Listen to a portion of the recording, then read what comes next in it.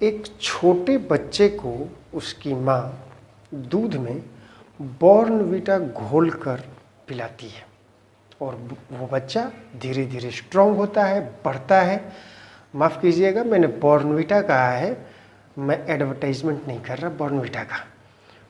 कोई भी दूध में डालकर एडिशनल चीज़ें, न्यूट्रिशियस चीज़ें, वो खाकर बच्चे बड़े होते हैं। क्या आपने ये सोचा है या जानने की कोशिश की है कि हमारी नेचर पौधे को क्या खिलाकर बड़ा करती है? इस बात का पता लगाने के लिए हम एक काम करते हैं। काल्पनिक उदाहरण ले लेते हैं। डोरेमोन का गैजेट यूज करके हम पौधे को भी दे देते हैं, ह्यूमन बींग्स को भी दे देते हैं। अब ह्यूमन बींग्स उस गैजेट की सहायता से प्लांट से पूछते हैं कि भैया तुम क्या खाकर बड़े होते हो? तो वो बड़े प्यार से जवाब देते हैं कि भाई हम तो नाइट्रोजन खाकर बड़े होते हैं, हमें नाइट्रोजन बहुत पसंद है, जितना तो हम खाएंगे और बड़े होंगे। तो ह्यूमन बींग्स जो इंसान है वो खूब हंसते हैं। एटमॉस्फेयर में नाइट्रोजन तो 78% है, खूब खाओ और खूब बढ़ो। तो पौधे भी खूब जोर जोर से हंसने लग जाते हैं और ये बात इंसानों को चुभ जाती है कि भाई ये क्या हो गया। तो वो कहते हैं, पूछते हैं कि आप लोग का जीने का आधार क्या है? तो ह्यूमन बींग्स बोलते हैं कि पानी है। तो पौधे भी खूब हंसते हैं और बोलते हैं कि भाई समंदर में तो इतना सारा पानी है, पूरी अर्थ पे 1/3 पानी ही पानी है, फिर आप लोग पानी के लिए क्यों मारामारी करते हो और क्यों परेशान रहते हो? तो इस बार इंसान खूब फिर से हंसते हैं, कहते हैं भाई बेवकूफ़ हो, तुम लोगों को पता नहीं है कि जो समंदर में पानी होता है वो इस रूप में नहीं होता है, इस लायक नहीं होता है कि हम उसका यूज कर सकें।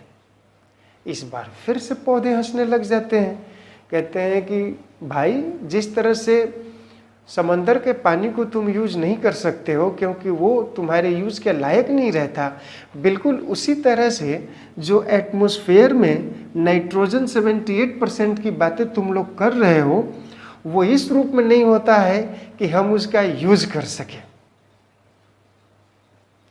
तो भाई कैसे हम उसका यूज नहीं कर सकते, हम उस नाइट्रोजन का यूज नहीं कर पाते हैं। वेलकम बैक, मैं एसके गुप्ता सर आज फिर से आपके सामने हूं और आज हम 7th क्लास का न्यूट्रिशन इन प्लांट से आगे जो बच गया था चैप्टर उसको कंटिन्यू करेंगे।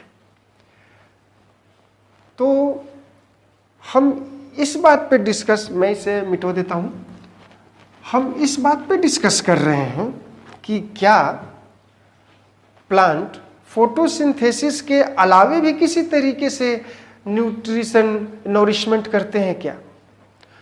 आज हम इस बात पर डिस्कस कर रहे हैं कि क्या प्लांट में मोड ऑफ न्यूट्रिशन फोटोसिंथेसिस के अलावा भी कुछ है क्या? तो हम डिस्कस करते हैं mode of nutrition in plant except photosynthesis, क्योंकि फोटोसिंथेसिस तो वो करते ही करते हैं, उसके अलावा भी कुछ करते हैं क्या? तो उसके अलावा, फोटोसिंथेसिस के अलावा जो प्लांट में न्यूट्रिशन के मोड होते हैं वो होता है सेप्रोफाइट, या फिर हम इसे सेप्रोफिटिक मोड ऑफ न्यूट्रिशन भी कह सकते हैं। अब जरा गौर कीजिएगा कि ये चीज़ क्या है। तो कहते हैं ना कि किसी को ताज़ा खाना दे दो तो इंसानों को तो बड़ा अच्छा लगता है, कुछ ऐसे भी मिल जाएंगे जो कहेंगे ना ना हमें बासी बहुत पसंद है। तो ऐसे भी कुछ प्लांट है इस संसार में जो सड़ी गली चीज़ों से अपना नॉरिशमेंट हासिल करते हैं। मतलब ये कि सेप्रोफाइट्स में वो एग्जाम्पल आते हैं, वो प्लांट आते हैं जो अपना nourishment dead end decaying organic matter से हासिल करते हैं। तो सेप्रोफाइट कौन? तो दे ऑब्टेन देयर nourishment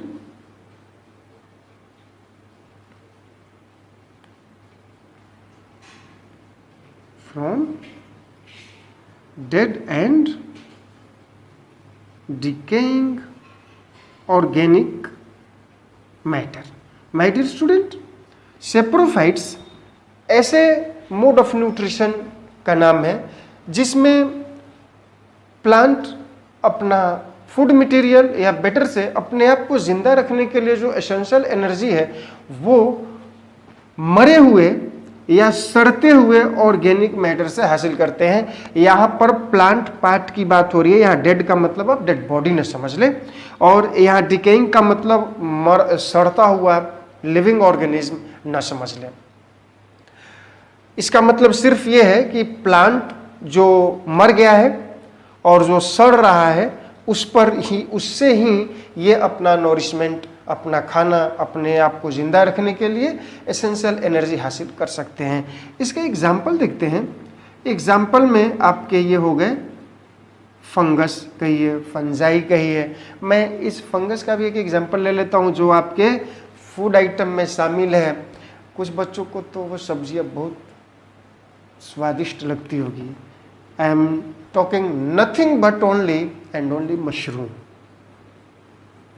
तो ये जो मशरूम है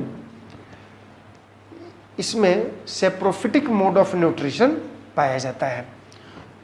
अगले हम मोड ऑफ न्यूट्रिशन की बात करें तो वो है parasite. My dear student, parasite ऐसा मोड ऑफ न्यूट्रिशन होता है जिसमें एक प्लांट दूसरे प्लांट से अपना नॉरिशमेंट हासिल करते हैं। मतलब ये कि दे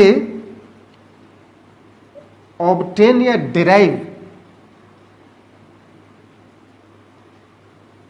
nourishment from other plant.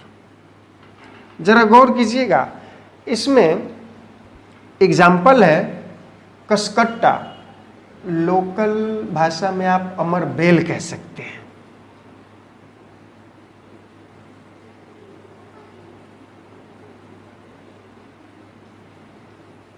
My dear student, होता क्या है, ये जितने भी पैरासिटिक प्लांट हैं ये क्या करते हैं कि अपना एक सपोर्ट के लिए प्लांट डिसाइड कर लेते हैं और उसके ऊपर ये ग्रो होते हैं। और वो जो मेन प्लांट है, मैं एक छोटा सा डायग्राम करके आपको ड्रॉ दिखा देता हूँ। जैसे ये मान लीजिए कि मेन प्लांट है, इस पर ये बेल की तरह लता जिसे आप समझ लीजिए इस पे ग्रो होता है। और ये बिल्कुल जैसे होता है ना किसी में सुई चुभोकर और ब्लड निकाल लेना, बिल्कुल उसी तरह से इसमें एक स्पेशल टाइप का रूट होता है जिसे सकिंग रूट कहते हैं, चूसने वाला रूट कहते हैं। और ये इसमें जो परेशान होने वाला प्लांट है उसे होस्ट कहेंगे और जो बेनिफिट ले रहा है उसे पैरासाइट कहेंगे। तो माय डियर स्टूडेंट, इसमें कसकट्टा जो जिसे अमरबेल भी कहा जाता है वो पैरासाइट है। ये अपने सकिंग रूट से, अपने चूसने वाले रूट से मेन प्लांट में अपने सकिंग रूट को एम्बेडेड कर देता है, धंसा देता है और उससे नॉरिशमेंट चूस लेता है। तो mode of nutrition in plant other than photosynthesis में हमने देखा कि एक सेप्रोफिटिक मोड ऑफ न्यूट्रिशन है और दूसरा पैरासिटिक मोड ऑफ न्यूट्रिशन है। जो बच्चे अच्छा हेलो, मेरी क्लास में जब भी आप बैठे वीडियो क्लास में नोटबुक लेकर बैठा करें और जो कोई भी आपको नोटेबल पॉइंट लगे, फर्स्ट टाइम तो वीडियो बिना स्किप किए पूरा देखिए और दूसरी बार फिर से देखिए नोट करने के लिए। जहाँ जहाँ आपको कोई इम्पोर्टेंट चीज़ लगे आप वीडियो पॉज कीजिए और नोट कीजिए। मैं इसे मिटो रहा हूँ।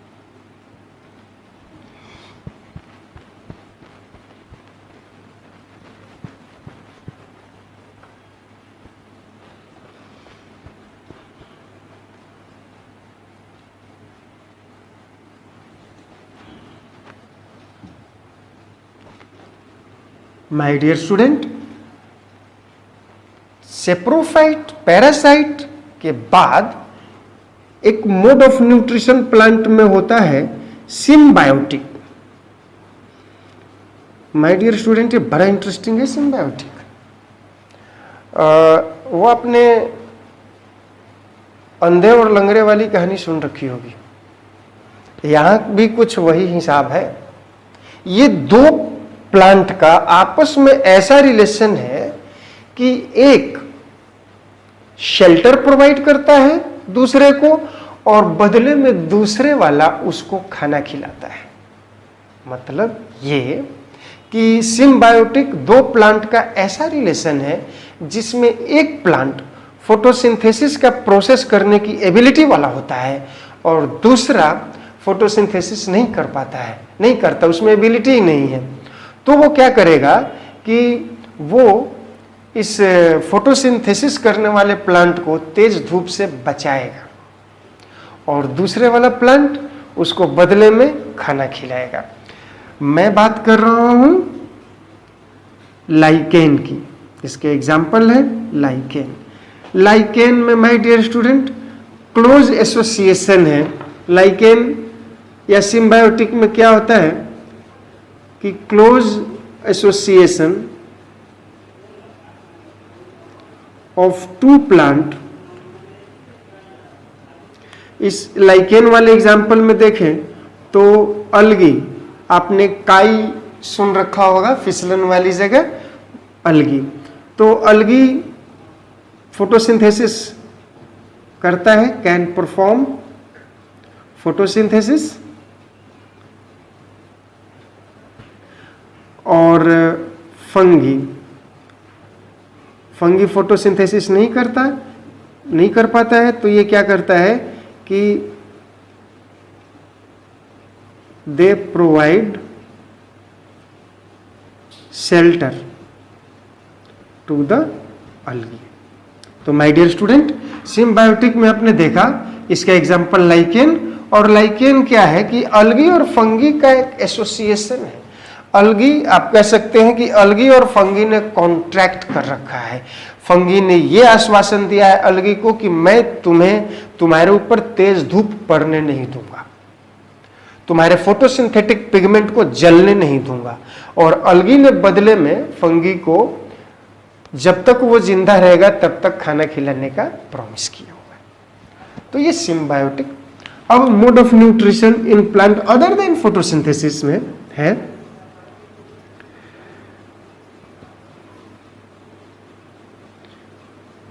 इंसेक्टिवोर प्लांट्स। माय डियर स्टूडेंट, क्या आपने सुन रखा है कि कुछ ऐसे भी प्लांट होते हैं जो इंसेक्ट को खाते हैं? तो ये बड़ा इंटरेस्टिंग है और आप में से बहुत सारे बच्चों ने सुन रखा होगा, जानते भी होंगे, क्योंकि क्लासमेट की नोटबुक यूज करने वाले बच्चे इंटरेस्टिंग फैक्ट जरूर पढ़ते हैं, उसमें भी आता है। तो इंसेक्टिवोर प्लांट भी हैं इस संसार में। पीचर प्लांट,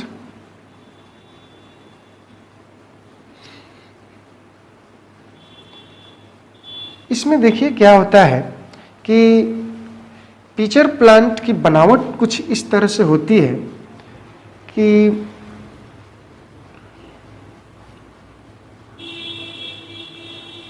जैसे ही कोई इंसेक्ट फ्लाई करता हुआ इस पर बैठता है तो और वो अंदर चला जाता है बैठकर, इसकी स्मेल इतनी तगड़ी होती है। जैसे ही कीड़ा अंदर जाता है, ऊपर से लिड, ये जो लिड है, जो ढक्कन है, वो बंद कर देता है और कीड़ा अंदर ही मर जाता है। आप ये ना सोचिए बंद हो गया इस वजह से मरा, ना जी ना। ये जो पीचर प्लांट अंदर से, इसकी जो इंटरनल वाल है, वो एक खास तरह का डाइजेस्टिव जूस सेक्रेट करता है, एक खास तरह का केमिकल सेक्रेट करता है, जिसके प्रभाव से वो कीड़ा मर जाता है और ये एब्जॉर्ब कर लेता है उसको। माय डियर स्टूडेंट, यहाँ पर एक बात समझने वाली ये है कि क्या ये जो इंसेक्टिवोर प्लांट है वो सिर्फ कीड़ा खाकर रहते हैं क्या? तो मन से भ्रम निकाल दीजिए। इंसेक्टिवोर जो प्लांट है वो सिर्फ कीड़ा खाकर नहीं रहते। ये नॉर्मल फोटोसिंथेसिस करते हैं। जिंदा रहने के लिए जो एसेंशियल एनर्जी है वो फोटोसिंथेसिस से ही डिराइव करते हैं। और इनका एक एडवांस फीचर नेचर ने दे रखा है कि वो इंसेक्ट को कंज्यूम कर सकते हैं, इटअप कर सकते हैं, लेकिन वो इंसेक्ट के ऊपर ही जिंदा नहीं रह सकते हैं। आप इसको यूं समझ लीजिए कि जैसे आप चाय पीकर, आप लोग तो बच्चे चाय नहीं पीते होंगे, आपके पेरेंट्स चाय पीकर ही जिंदा नहीं रहते।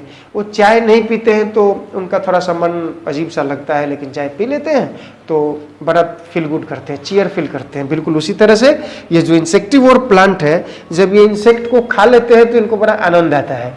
और ऐसा नहीं कि नहीं खाएंगे तो वो मर जाएंगे। तो माय डियर स्टूडेंट, हम आप फिर से फोकस कीजिएगा ये सिम्बायोटिक रिलेशन पर। फिर से आते हैं, एक और एग्जाम्पल आप ले लीजिए। वो एग्जाम्पल आप सबने दाल वाले पौधे का नाम सुन रखा होगा। इसे हम टेक्निकली लेग्यूमिनस प्लांट कहते हैं। तो जितने भी संसार में दाल देने वाले पौधे हैं, उनकी जड़ों में एक स्पेशल टाइप का ग्लैंड होता है, जिसके अंदर एक खास तरह का बैक्टीरिया होता है, जिसे राइजोबियम कहा जाता है।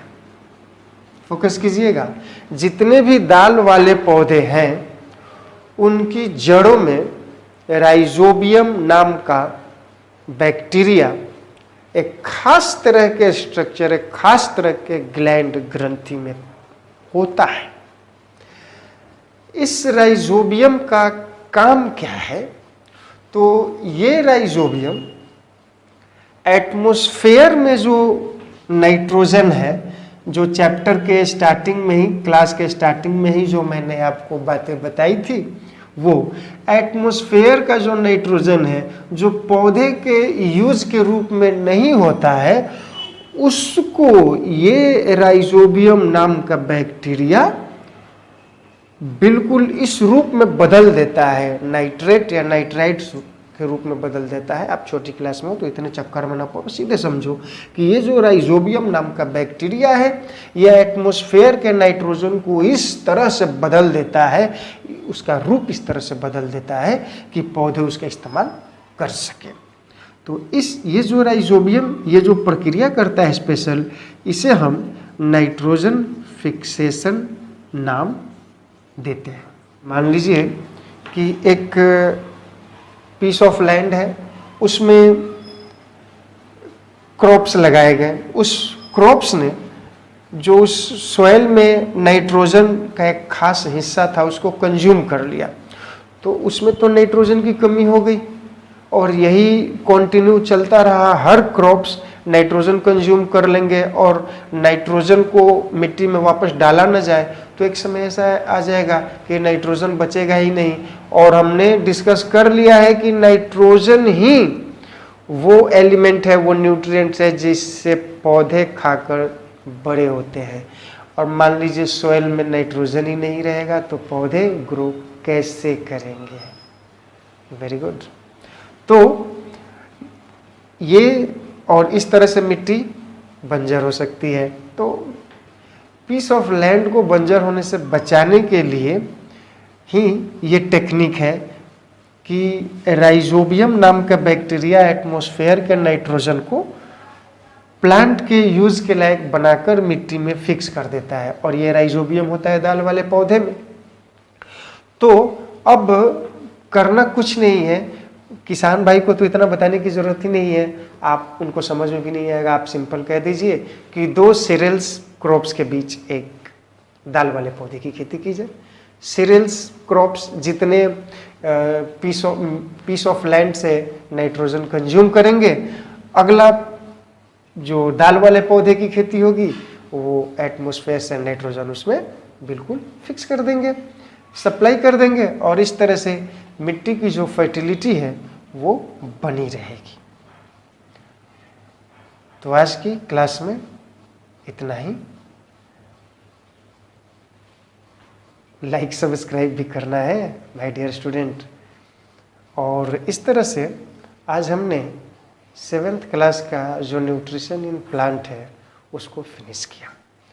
जितने भी मेरे 7th क्लास के स्टूडेंट हैं वो चैप्टर को थॉरोली रीड करें और उनको कोई प्रॉब्लम आए, कुछ टॉपिक समझने में प्रॉब्लम आए तो बिल्कुल टेंशन फ्री होकर वो मुझसे कांटेक्ट कर सकते हैं। आप कमेंट बॉक्स में जाकर कमेंट कर दीजिए। Thank you.